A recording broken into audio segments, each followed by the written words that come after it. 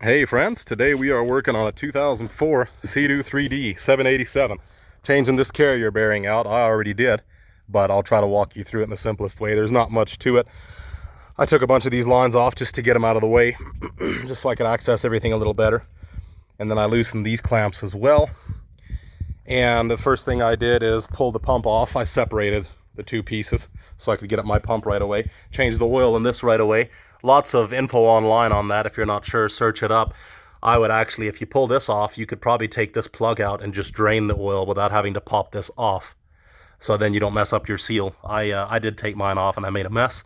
So if I had to do it again, I would just pull this plug out. And they say it sounds like you might be able to screw those in too far. So just be careful for that so you don't screw them in too far when you put them back in. Another thing to watch out for is when you're pulling this pump off, make sure that these little seals don't come out. Because if they come out and you lose them, then all of a sudden you'll have issues later and you don't want that. So watch all of that real careful. Make sure you don't lose any bolts.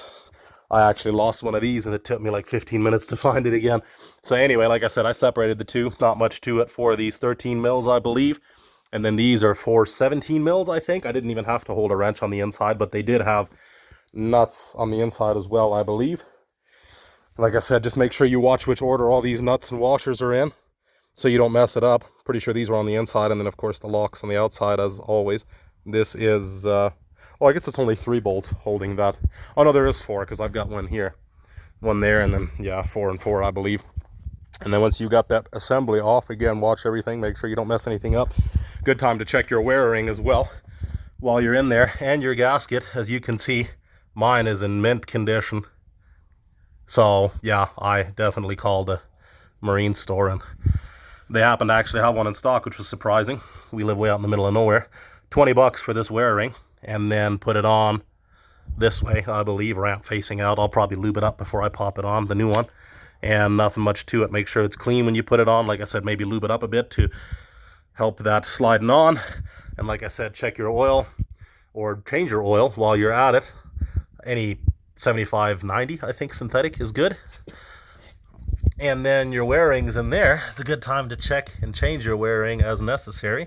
I believe mine is fine, but I don't know, this seems a little bit hard to turn to me. I don't know if that's normal, but I might ask on the forum yet before I put it together. I got to get that seal before I can put it all together anyway.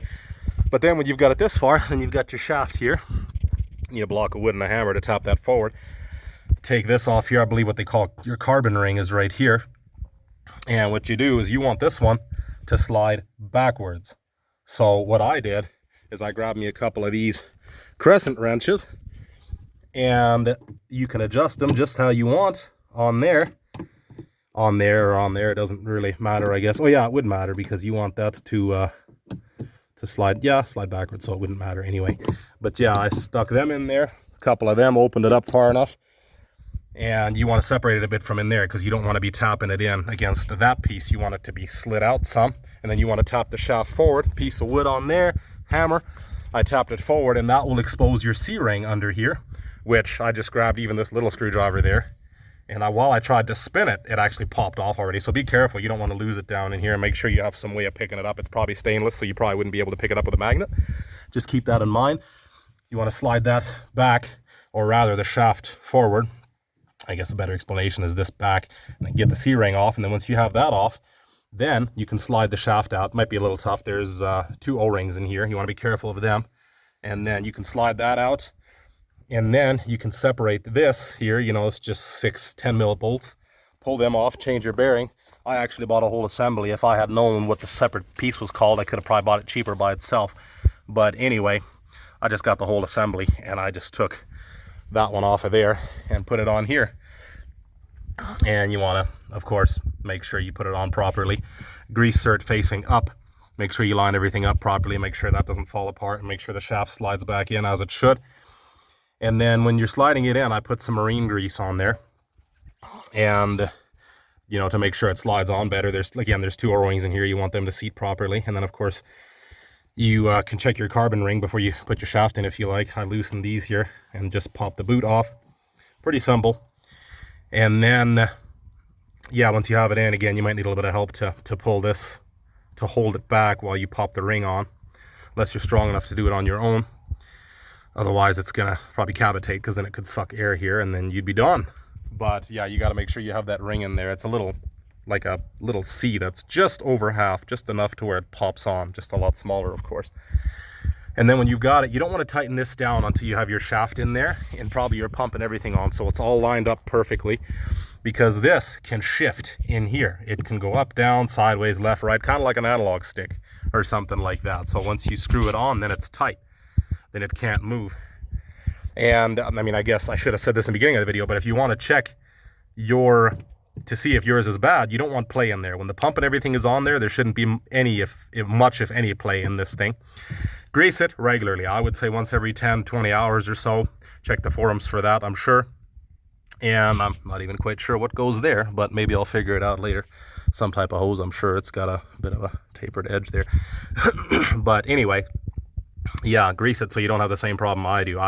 I'm lazy. I hate doing anything on machines. I'm always, you know, I don't know how to do anything until I have to do anything. So I learned the hard way, but it probably was bad when I got it already. We've only put a couple hours on these since we got them anyway.